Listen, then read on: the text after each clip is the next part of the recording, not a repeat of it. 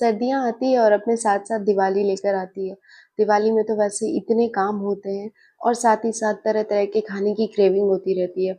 इन सारी चीज़ों में सबसे ज़्यादा क्रेविंग तो हमें स्नैक्स की होती है, आज ये बनाना है, कल वो बनाना है। और आज जो स्नैक्स मैं बनाने जा रही हूँ, ये दिवाली की बहुत ही पुरानी ट्रेडिशनल रेसिपी है, जो कि है गुड़ पारे की रेसिपी। तो उसके लिए मैंने सबसे पहले 2 कप मैदा लिया था। अगर आप वैसे ग्राम्स में देखेंगे तो ये 260 से 270 ग्राम के बीच में होगा।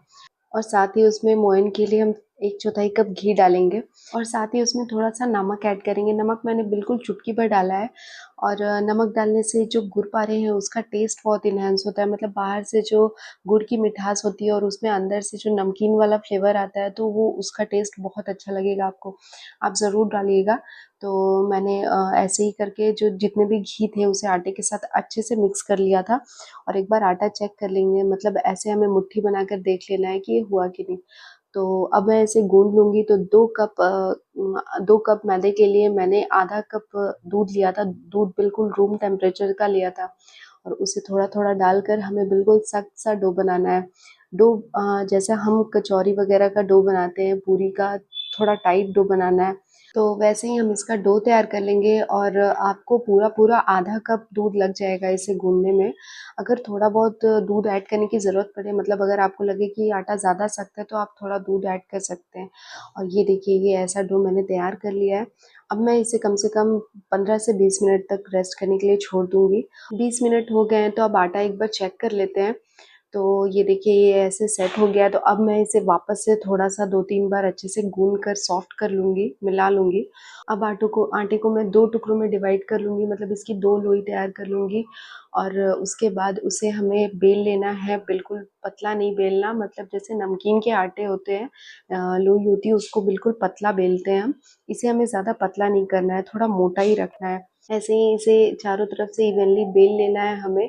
और मैं सच बता रही हूँ, बहुत ईज़ी रेसिपी है और जितने भी इंग्रीडिएंट्स इसमें यूज़ होते हैं सब आपके घर में अवेलेबल होते हैं हमेशा। आप कभी भी बना सकते हैं, ऐसा ज़रूरी नहीं कि दिवाली में। ठंड के दिनों में वैसे भी गुड़ खाना बहुत फ़ायदेमंद होता है। तो ये देखिए, ये ऐसा मोटा होना चाहिए। तो मैंने इसमें जितने भी अनइवन चारों तरफ से जो भी मुझे लग रहा था आटा, मैंने उसे काट कर हटा लिया था और उसे स्क्वायर शेप में काट लिया था। अब मैंने इसे कम से कम 1 फिंगर के मोटा, मतलब 1 फिंगर रखने पे जितना मोटा होता है ना, उस साइज़ का मैंने इसे कट कर लिया था। और फिर काटने के बाद मैंने लंबाई में काटने के बाद मैंने इसे सीधा काटा था, जो कि कम से कम 1 इंच की लंबाई में मैंने इसे काट लिया था। काटने के बाद इसे कम एक प्लेट में हम एक साइड करके रख देंगे। ऐसा ज़रूरी नहीं है कि आप जैसे-जैसे काटते जाएँ वैसे-वैसे आप इसे फ्राई करते जाएँ। आप एक साथ ही थोड़े-थोड़े डालकर इसे फ्राई कर सकते हैं, मतलब एक बार ही तेल गरम करके आप इसे फ्राई कर सकते हैं। तब तक मैंने इसे एक प्लेट में एक तरफ रख दिया था। आराम से आप इसे चाकू से निकाल लीजिए और फिर मैंने दूसरी लोई लेकर उसे भी बेलकर वैसे ही काट लिया था।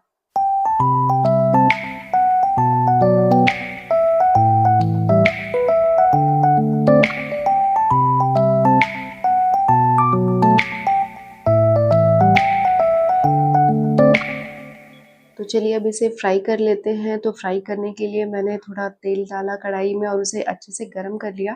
तेल बहुत ज़्यादा गरम नहीं करना है, मतलब हमें मीडियम टू लो फ्लेम पे तेल को रखना है और थोड़ा-सा एक टुकड़ा डालकर हम एक बार चेक कर लेंगे कि ये हुआ है या नहीं हुआ है तेल गरम। अब जो पारे हमने कट करके रखे थे वो डालकर हम इसे लो टू मीडियम फ्लेम पे फ्राई करेंगे। फ्राई करने के लिए आपको बिल्कुल कम से कम एक बैच को फ्राई करने में आपको 5 से 7 मिनट लग जाएँगे और आप इसे लो फ्लेम पे फ्राई कीजिएगा तो ये अंदर से अच्छे से पक जाएँगे, नहीं तो ये कच्चे रह जाएँगे। तो ऐसे ही आपको धीरे-धीरे करके इसे फ्राई करना है। मैंने 3 बैचेज़ में फ्राई किया था और ये मेरा पहला बैच निकल चुका है, तो इसे मैंने लाइट गोल्डन ब्राउन होने तक मैंने इसे फ्राई किया और आप इसकी आवाज़ सुन सकते हैं।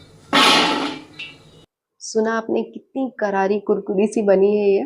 तो ऐसे ही करके मैंने बाकी जो दोनों बैचेस थे मेरे, वो भी मैंने फ्राई कर लिया है और सारे पारे को फ्राई करने के बाद मैं इसका सिरप तैयार करूँगी, मतलब जो गुड़ का सिरप होता है वो। तो ये रहा लास्ट बैच और इतने पारे मेरे तैयार हुए थे 2 कप मैदे में। तो अब चलिए हम इसका सिरप तैयार करते हैं, मतलब उसकी जो गुड़ की कोटिंग है वो तैयार करते हैं। तो पहले इस कढ़ाई को मैंने साइड में रखा और दूसरी कढ़ाई लेंगे और उसमें मैंने कम से कम 200 ग्राम गुड़ डाला था। मतलब 2 कप मैदे के लिए 200 ग्राम गुड़ मैंने डाला था और उसमें थोड़ा सा पानी ऐड करेंगे। पानी डालने के बाद जैसे ही गुड़ मेल्ट होने लगे, वैसे ही जब आपको गुड़ में झाग दिखाई देने लगे, तब आप उसकी एक बार चाशनी चेक कर लेना है हमें। तो हमें ऐसे ही फिंगर में लेकर उसे देखना है कि उसमें एक तार की चाशनी हो रही है या नहीं हो रही है। ऐसे आप अच्छे से उसको चेक कर लें। अगर आपको गुड़ में थोड़ी सी भी गंदगी लगे तो आप उसे एक बार छान लीजिए। अब हम इसमें जो पारे हमने फ्राई करके रखे थे वो ऐड करेंगे। ऐड करने के बाद मुझे याद आया कि मुझे उसमें सौंफ भी ऐड करना है, क्योंकि आपने मार्केट वाले में देखा होगा उसमें सौंफ भी होता है। तो मैंने 1 टेबल स्पून के करीब उसमें सौंफ डाला था। और आप चाहे तो और ज़्यादा डाल सकते हैं या ना भी डाल सकते हैं, पर डालने पर टेस्ट बहुत अच्छा होता है। अब हमें इसे चलाते जाना है और कुछ नहीं करना है। मैंने फ़ैन ऑन कर दिया था ताकि ये जल्दी से ठंडा हो जाए। जैसे-जैसे आप इसे मिलाते जाएँगे वैसे-वैसे वो शुगर गुड़ जो है वो अच्छे से उसमें कोट हो जाएगा।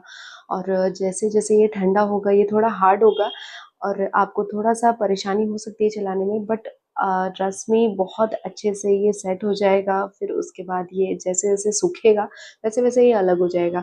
अब आप देखिए जितने भी पारे हैं सब एक-दूसरे से अलग होने लगे हैं, और जो भी आपको हाथ से लगे कि वो चिपके हुए हैं, उनको आप गुड़ से अलग कर लीजिए। और ये देखिए बिल्कुल अच्छे से फ्रेश एकदम सब इवनली कोटेड है, और साथ ही साथ सारे गुड़ पाड़े जो है वो अलग-अलग हो गए हैं।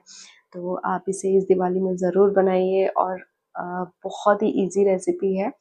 और मेरे चैनल को सब्सक्राइब कीजिएगा और जितना हो सके शेयर कीजिएगा अपने फ्रेंड्स एंड फैमिली के साथ।